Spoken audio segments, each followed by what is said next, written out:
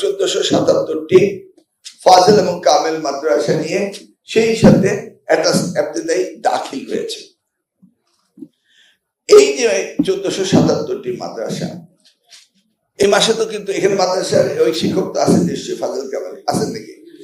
বেতন তো পান নাই, বেতন পান। দেখেন কি লজ্জার ব্যাপার, মাদ্রাসার শিক্ষকরা বেতন পায়নি, অন্য সব শিক্ষকরা বেতন পেয়েছে। এখন is it hour fault? Is it my fault?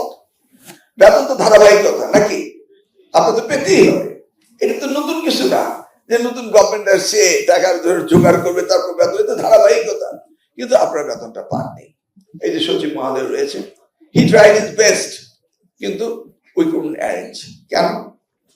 এই মাদ্রাসায় এনটিআরসি থেকে এই সেপ্টেম্বর থেকে নিয়ারলি 17,000 শিক্ষককে নিয়োগ দেওয়া হয়েছে।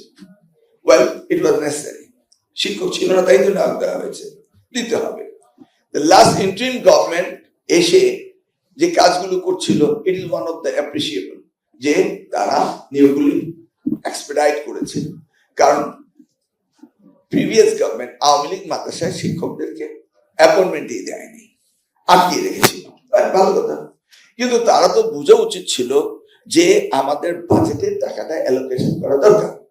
ওরা বাজেটের টাকাটা অ্যালোকেশন করেনি। এখন কি হলো, মে মাসে এসে দেখি 501 কোটি টাকা আমাদের লাগছে, আমাদের ফান্ডে নেই। তো আমরা অন্যান্য জায়গাতে 100 কোটি টাকা জোগাড় করলাম, অর্থ মন্ত্রণালয়ে গেলাম, মাননীয় সচিব সাহেব তো লাভ ঝাপ দিয়ে গেলেন। ওরা বললো যে এই সময় আমরা এই টাকাটা ম্যানেজ করতে পারবো না, আপনার নেক্সট ফিজিক্যাল ইয়ার থেকে এটাকে দিয়ে দেন। তার মানে আপনারা মে জুন বেতন পেলেন না, জুলাই মাস থেকে বেতন পাবেন। ইউ সি, আমি একজন সরকারি কর্মকর্তার সন্তান, 1 মাসে বেতন না পেলে আমাদের সংসার কিভাবে চলবে? ইট ইজ ভেরি হার্ডশিপ, এটা সকলেই জানে। আমি দুঃখিত যে আমরা 1/5 ব্যবস্থা করতে পেরেছিলাম, আর বাকি পারিনি, এবং ইনশাআল্লাহ আমরা খুব এক্সপেক্ট করবো। এর পিছনে আরেকটা স্টোরি রয়েছে, সেটা হচ্ছে ইলেকট্রনিক ফান্ড ট্রান্সফার। এটার একটা প্রজেক্ট করেছিল 2017 সালে 10 কোটি টাকা দিয়ে Awami League government. Very good, এটা হওয়া উচিত, হলে ভালো হবে, ফান্ড ট্রান্সফার হবে, অ্যাকাউন্টেবিলিটি থাকবে। কিন্তু সেটা 17 থেকে এই পর্যন্ত হয়নি। এটা প্রত্যেক বছর বাড়তে বাড়তে 80 কোটি টাকা হয়ে গিয়েছে ওই প্রজেক্টে। আপনি ইলেকট্রনিক ফান্ড ট্রান্সফার মানে আপনার বেতন আপনি ব্যাংক থেকে অটোমেটিক যাবে। কি বিশাল একটা মনে হয় যেন কাজ।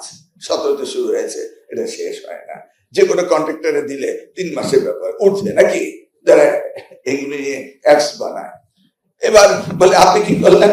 আমিও আবার মিটিং বললাম, ভাই আমাকে দয়া করে এই বছরটা দেওয়া হোক। তার মানে প্রজেক্ট শেষ হয়ে যাচ্ছে, তা আমি এক্সটেনশন করলাম, এবং ইনশাআল্লাহ এটা আমরা এই ফিজিক্যাল ইয়ারে শেষ করবো। দেন ইলেকট্রনিক ফান্ড ট্রান্সফার হবে, আপনাদের আর অসুবিধা হবে না, সিস্টেমে আপনারা চলে আসবেন।